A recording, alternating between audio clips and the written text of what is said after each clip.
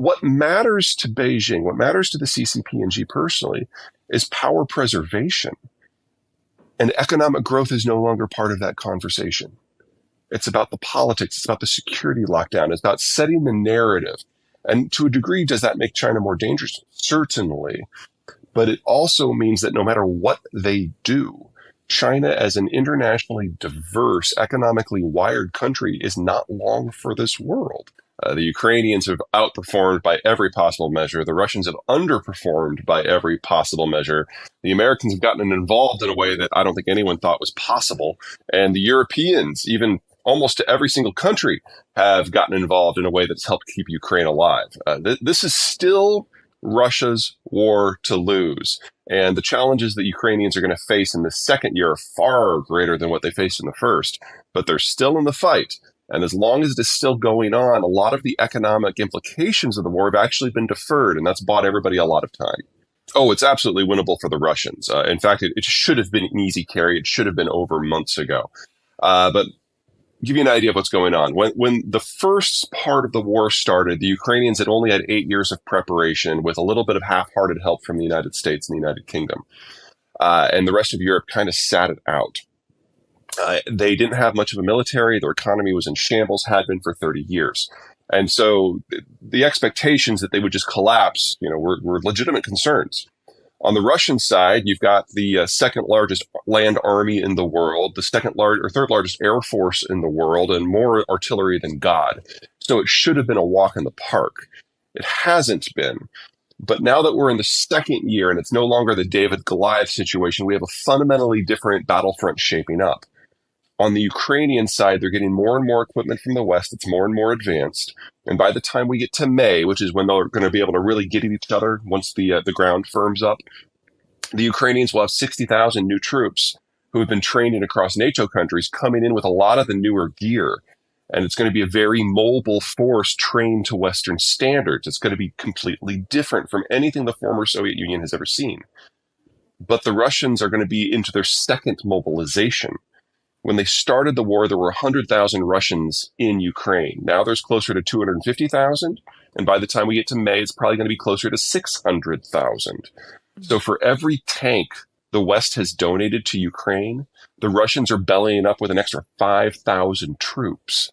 This is going to be a very, very different conflict. Everything you've identified is true. I mean, these soldiers are going to be badly equipped, badly led, with low morale and horrible logistics behind them, but there's still more than 500,000 of them. So as Stalin was fond of saying, quantity is a quality all its own.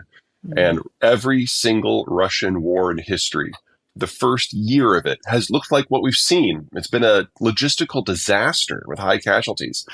And then in the second year, they rally to the cause and they throw bodies at the problem until it goes away. And in about half of their wars, that works just fine.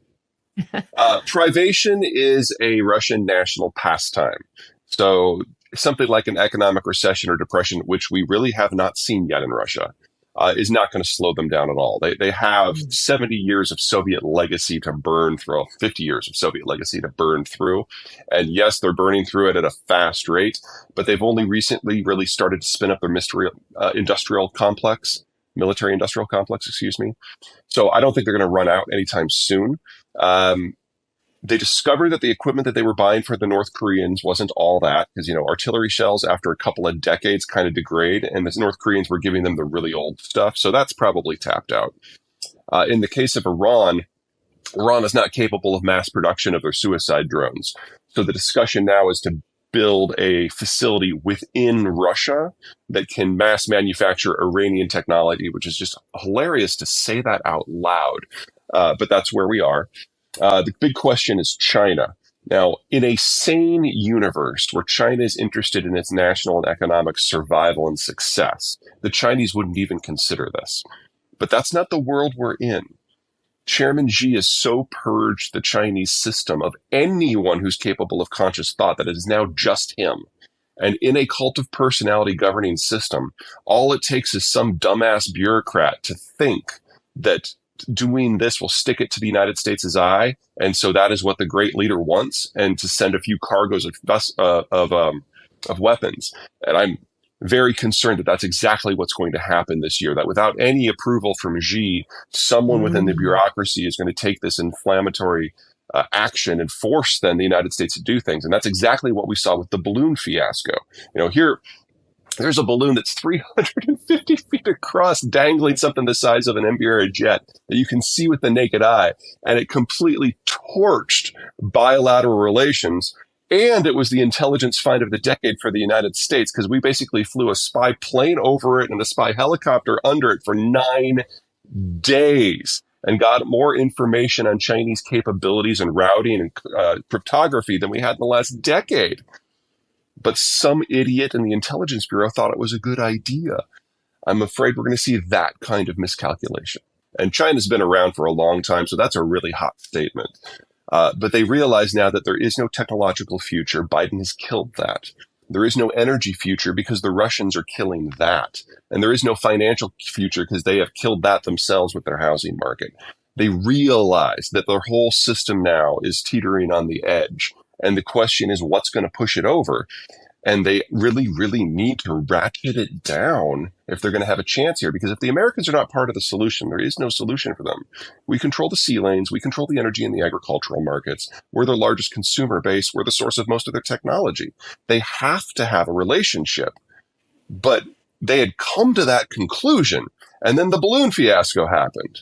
So the ability of the decision-making apparatus in China to make basic functionality of the system, that's now gone. And all that's left is press releases. In public, it'll never happen, the whole Asian face thing. But this is very clearly a problem that the Chinese created themselves. And since Xi no longer has advisors that are worth their skin, it's got to all come direct from him. And, let's assume that he's the smartest leader in world history. He's still only one guy, and he's got to personally manage every single detail of a multi-trillion-dollar economy. Of course he's going to fail.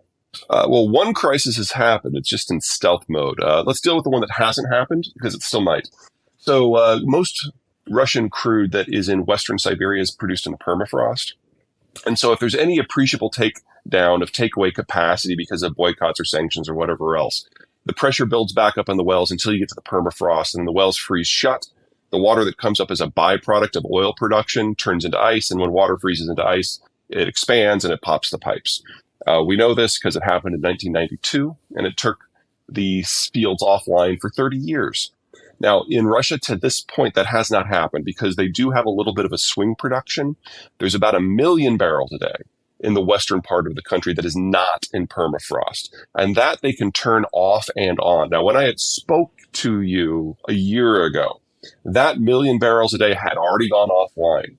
And the next incremental barrel was in the danger zone. But the Europeans designed their sanctions specifically to allow crude to keep flowing. They're trying to reduce Russia's money, but they're not trying to destroy themselves. So they want to give themselves time to wean themselves off. And so a couple of weeks after I spoke with you, they started bringing that 1 million barrels a day of swing production back online, and they've never gotten to that threshold again until now. Now probably 700 to 800,000 of that swing is offline again. And we're now in an environment where every reinsurance company in the world has said we're not going to insure any Russian vessels whatsoever. So the danger is still there. And with the insurance now coming from Indian and Chinese and Russian government entities that have never offered maritime insurance before, all it's going to take is one incident somewhere for us to get back to that scenario, but it hasn't happened yet. That's oil. Natural gas is actually simpler. The Nord Stream pipeline is gone. That was the single largest trunk line for natural gas transport in the world. And it was 40% of Germany's total demand. And when it went offline, we saw natural gas prices in Germany rise by roughly a factor of 8.